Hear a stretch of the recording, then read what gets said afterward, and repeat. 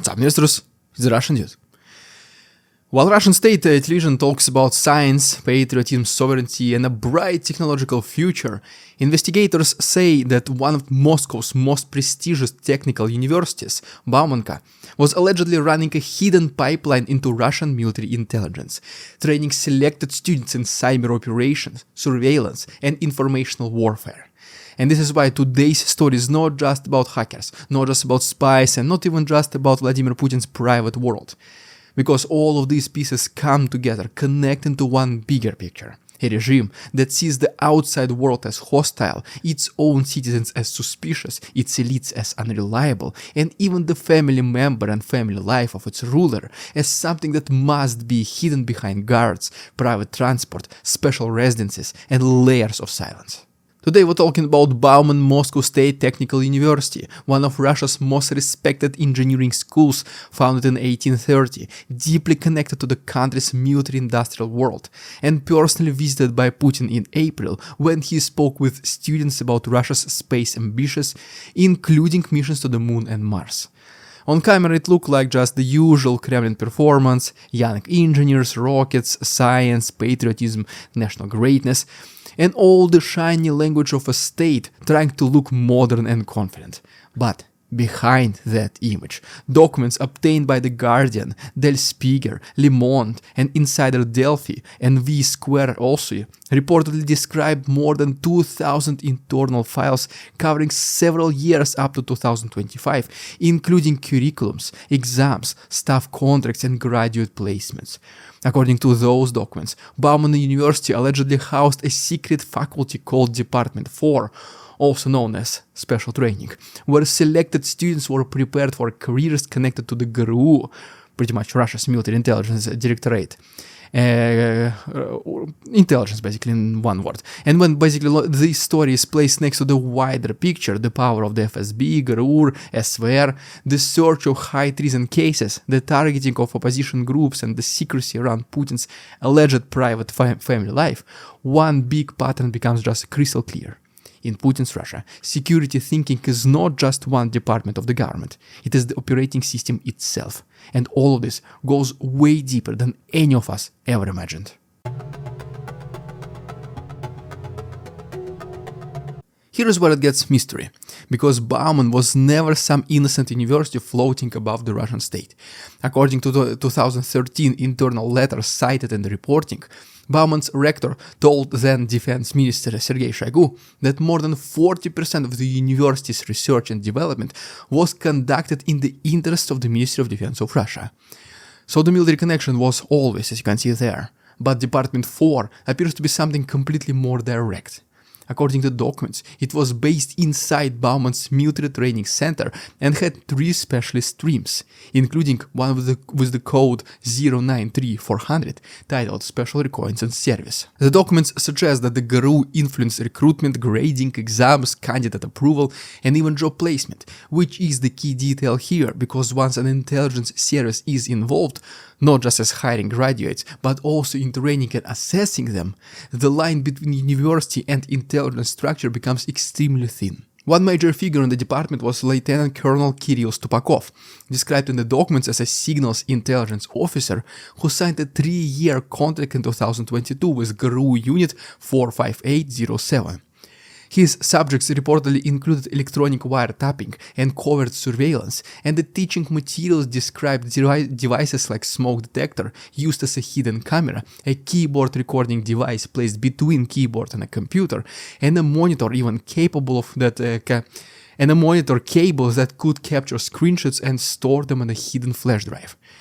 Officially, this kind of training can always be described as defensive, and this is pretty much what Kremlin is doing, because every state says it needs to understand threats in order to protect itself. But the documents reportedly go much further into basic defensive awareness. One course, for example, called Defense Against Technical Reconnaissance, lasted 144 hours across 2 semesters and included password attacks, software vulnerabilities, malicious program disguised as normal software, and practical penetration testing. Students were reportedly required to develop a computer virus as a part of their assessment. That is where the story becomes less about classroom theory and more about operational skill.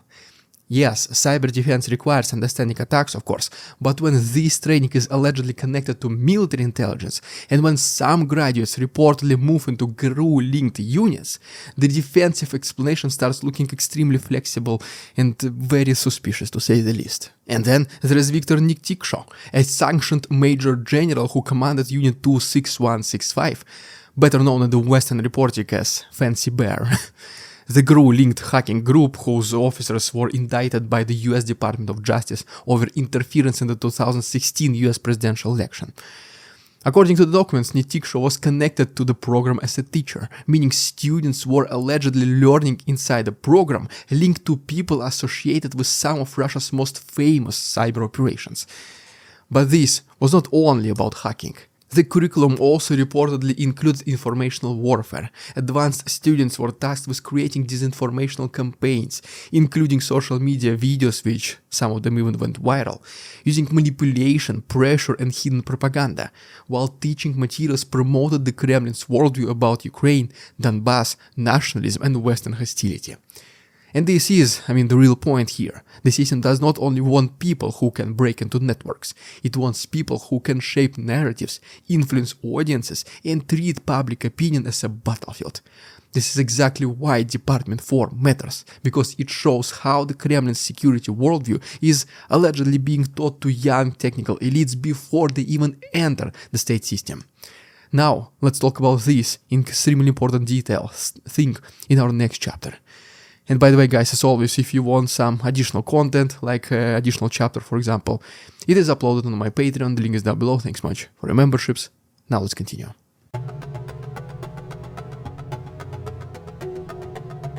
Now here's the most revealing part of the video, because the documents do not just describe courses, they also describe graduate placements, and that is what makes the alleged Department 4 program look so like a real pipeline.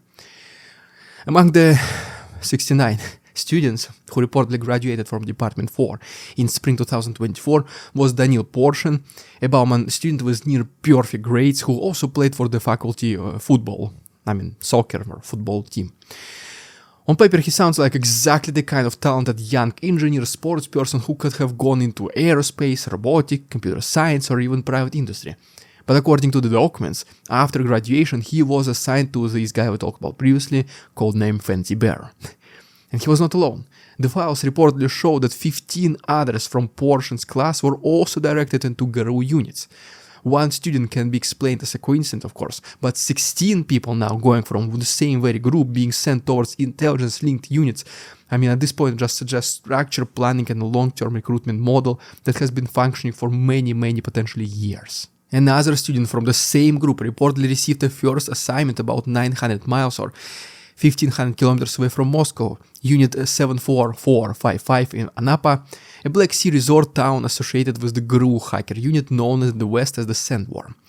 And Sandworm is not some obscure cyber office. Western governments and agencies have linked Sandworm to major disruptive operations involving Ukraine's power grid in 2015, Emmanuel Macron's 2017 French presidential campaign, the 2018 South Korean Winter Olympics, and the British investigation into the Salisbury nerve agent case. So now when we have the full chain pretty much at this point, a prestigious university, hidden department, cyber and informational warfare training, GRU influence over exams and placements, and graduates reportedly sent into units with major international reputations. Not usually the best ones. This is not just a technical education story, obviously.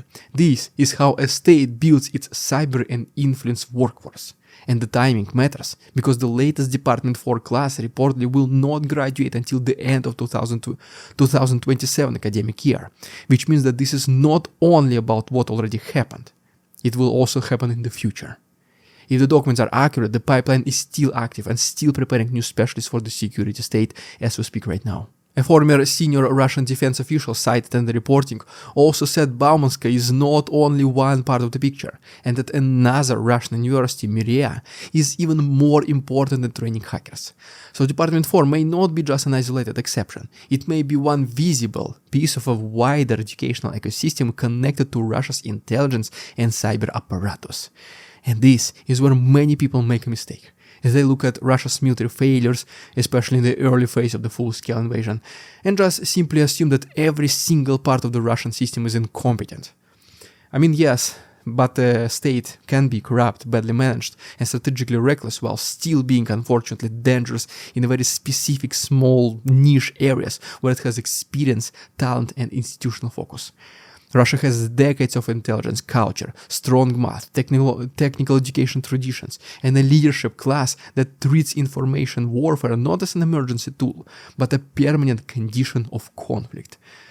Modern pressure is not only about tanks and missiles, it's not even just about drones. It is also about cyber intrusions, political manipulation, sabotage allegations, disinformation, pressure campaigns, and even, most importantly, I would say, plausible deniability.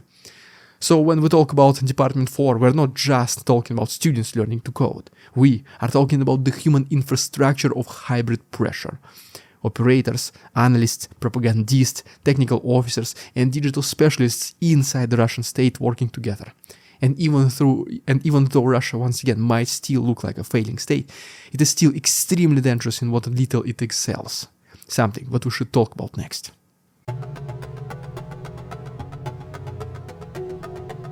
Now here's where things get tricky, because after the early phase of the full-scale invasion went badly for Moscow, many people expected Putin to punish his intelligence chiefs in, the same matters as they always happen.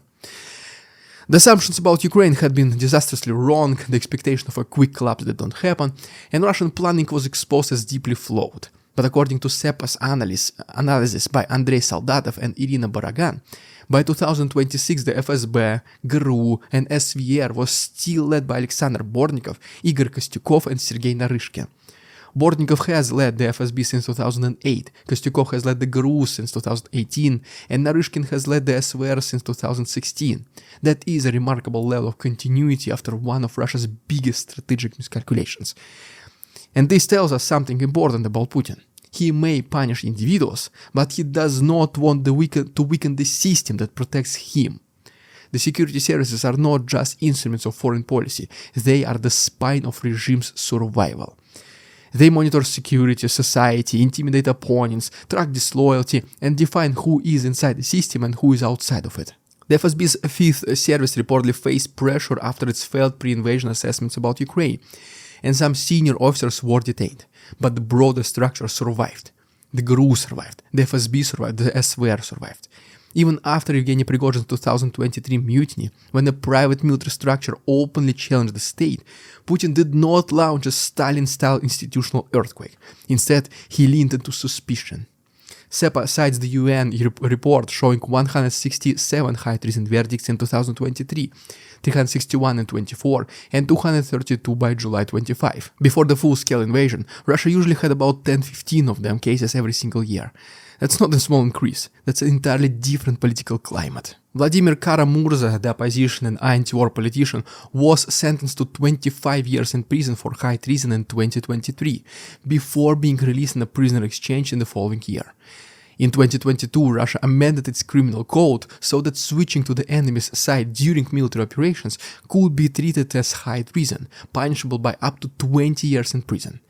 Putin personally compared Russian units fighting on Ukraine's side to the Vlasovцы, the Soviet soldiers who switched sides during the Second World War, and said that they would be punished without a statute of limitations wherever they are. Less than 2 months later, Russian helicopter pilot and defector Maxim Kuzminov, some of you probably heard about him, was found dead in Spain after being targeted there, sending a very clear message to anyone considering defection in the future. Inside Russia, SEPA also knows that some alleged defection cases did not involve people actually reaching Ukraine, because FSB operatives reportedly used sting operations pretending to represent Russian volunteer military groups in Ukraine and drawing people into cases. Opposition organizations in exile have also been labeled as extremist or terrorist threats, including obviously Alexei Navalny's Anti-Corruption Foundation and the Anti-War Committee. So the very same state that allegedly trained students in cyber and information operations is also expanding treason prosecutions at home. The same regime that talks about foreign enemies increasingly treats internal disagreement as a part of the very same battlefield, and the same leadership that failed to correctly assess Ukraine is not moving away from the security services. Instead, it is leaning into them harder. Besides hunting down dissidents inside Russia, protecting its secrets and challenging the West, these government organizations also do something personal for Putin, which is, as you guessed it, protecting the privacy of his own life. Very little is obviously known about his whereabouts, his house, logistics, his relatives, sons, daughters. But some information still leaks to the public. Let's talk about it all in our next 2 chapters, starting with the Putin himself. So yeah, let's take all this a step further, because Putin's private life is not just gossip. In a system where one man has dominated the state for more than 2 decades, private relationships become political infrastructure. ICIGS reporting on the Tsar in propria persona, this is the book by Roman Badanin and Mikhail Rubin of Project, argues that Putin's private behavior reveals more about his worldview than his public speeches. The book draws on human sources, documents, news clips, and memoirs to reconstruct Putin's world, including his early influences, questionable relationships, the role of the Russian Orthodox Church as a political instrument, the capture of media, and the way trusted friends and family benefits from his rise. One claim concerns Putin's early relationship with judo coach Leonid Usyavtsev, described in the book as a career criminal whose influence may have shaped Putin's appetite for risk and belief in force. Usyavtsev's life ended in gangland shooting in 1994, and his headstone reportedly even carried the phrase that the mafia lives forever. Whether you treat this as a biography or symbolism, it just fits perfectly the political culture that later surrounded Putin.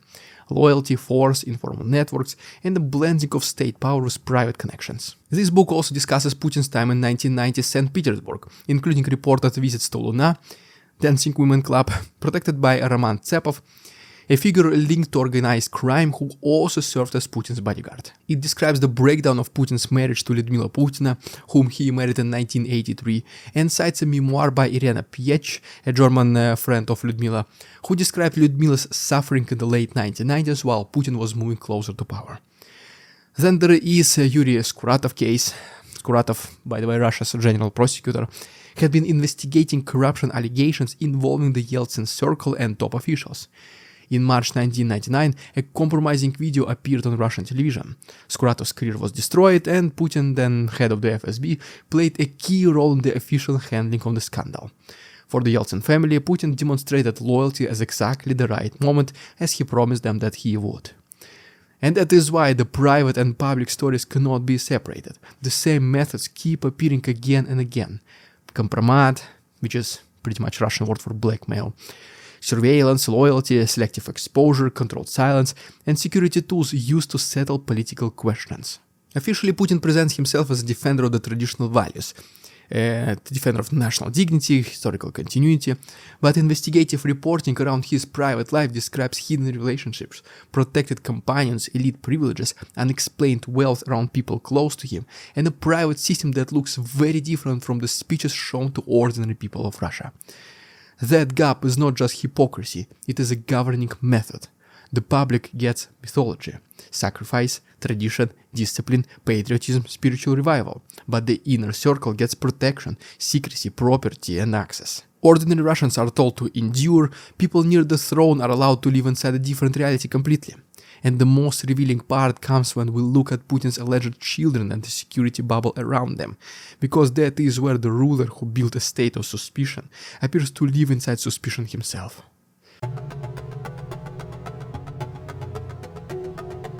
Now here's probably the most important part of the video.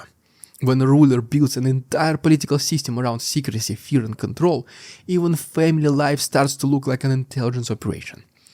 The New York Post's reporting, drawing on investigations and claims around Putin's alleged children, describes guarded compounds, private tutors, personal mugs used because of contamination fears, private planes, yachts, armored trains, and children growing up with very limited normal contact with peers.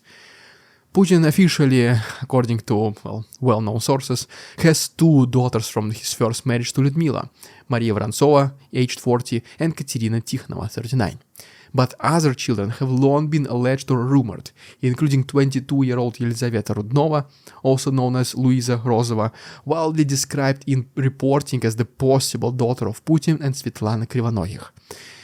By the way, Kremlin, former cleaner, reportedly became extremely wealthy, with the Post citing approximately $105 million empire, $4.1 million apartment in Monaco, a stake in a major private bank in Russia, and ownership connected in reports to the St. Petersburg Leningrad Center. Lucky woman, I guess. Once again, it shows that people allegedly close to Putin's private life are surrounded by wealth, property, and protection far beyond what normal Russians could ever imagine. Daughter Rudnova, however, reportedly left Russia around the time of the beginning of the invasion, 22, and later appeared in Paris under her current last name, working at galleries after graduating from ICART School of Cultural and Art Management. She was then even later confronted by a Ukrainian journalist, pressuring her to answer some uncomfortable questions near her home in Paris, and she said that she was not responsible for the situation, and she even expressed sympathy. Then there is Putin's alleged sons with former Olympic gymnast, all known Alina Kabaeva, Ivan and Vladimir Jr., and reports have even described the boys as living largely inside Putin's residence near Lake Valdai, Putin's castle, northwest of Moscow, guarded by the FSO, educated by private tutors, separated from ordinary school life, and transported by private aircrafts, jets, yachts, and armored trains. The Valdai residence is reportedly protected by even air defense systems, the ones that are lacking in Ukraine. The boys reportedly drink only from personal mugs, similar to Putin, because security officials remain constantly close. They are said to learn foreign languages, and Putin once told school children in Siberia that the little ones in his family speak Chinese. These boys also reportedly like Lego, Disney cartoons, and hockey, with Ivan described as a very enthusiastic hockey player.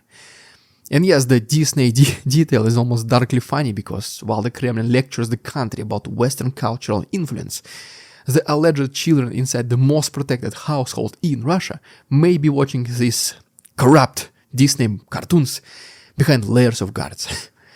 But the larger point is fear. The leader who tells Russia it is surrounded by enemies lives like a man surrounded by enemies. The leader who built a system of secrecy has to hide his own family inside the same very secrecy. And just like this, the whole story connects.